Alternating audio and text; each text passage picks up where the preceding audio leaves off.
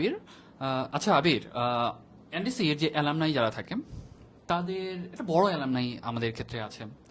এই যে এনডিসির বড় অ্যালামনাই আমাদের প্রফেশনাল লাইফে বা তোর প্রফেশনাল লাইফে আসলে কতটুকু হেল্প করে বা কতটুকু ইফেক্ট করতে পারে, লাইক এরকম কোনো একটা মাইন্ডসেট তোর মাঝে এটা ক্রিয়েট হয়েছে কিনা যে এনডিসিতে পড়ার কারণে তোর নিজের মাঝেও ক্রিয়েট হয়েছে যে আমাকে ভালো একটা জায়গায় যেতে হবে, যেহেতু আমার সিনিয়ররা প্রতি বছর ভালো একটা জায়গায় চান্স পাচ্ছে, এরকম কোনো একটা মাইন্ডসেট কি ক্রিয়েট হয়?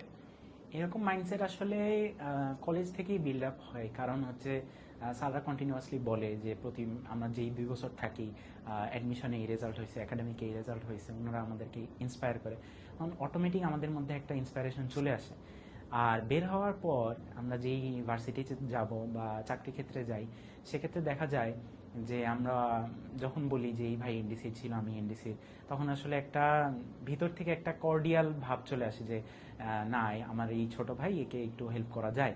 আর দ্বিতীয়ত হচ্ছে যখন আমরা দেখা যায় বেশিরভাগ বুয়েটে থাকে, তো বুয়েটে কোনো একটা সাবজেক্টে একজন স্টুডেন্ট পড়তেছে, ওর পড়ালেখা একাডেমিক হেল্প লাগলো, এই জিনিসটা অনেক সময় হেল্প করে, অনেক সময় ভাইয়েরা হেল্প করে। আর আরেকটা জিনিস হচ্ছে যারা বের হয়, সরকারি চাকরিতে তো খুব বেশি হয় না, কিন্তু বেসরকারির ক্ষেত্রে একটা রেফারেন্স লাগে।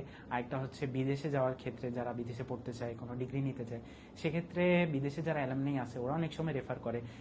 অনেক সময় ইনফরমেশন পাওয়া যায়, একটা কমিউনিটি ক্রিয়েট হয়, যে কারণে মোটামুটি কমিউনিকেশন, ইনফরমেশনের ফ্লো আর হচ্ছে রেফারেন্সের দিক দিয়ে একটা স্ট্রাকচার্ড আমরা ওয়ে পাই, যে কারণে কোনো প্রবলেম হয় না আসলে লাইফ।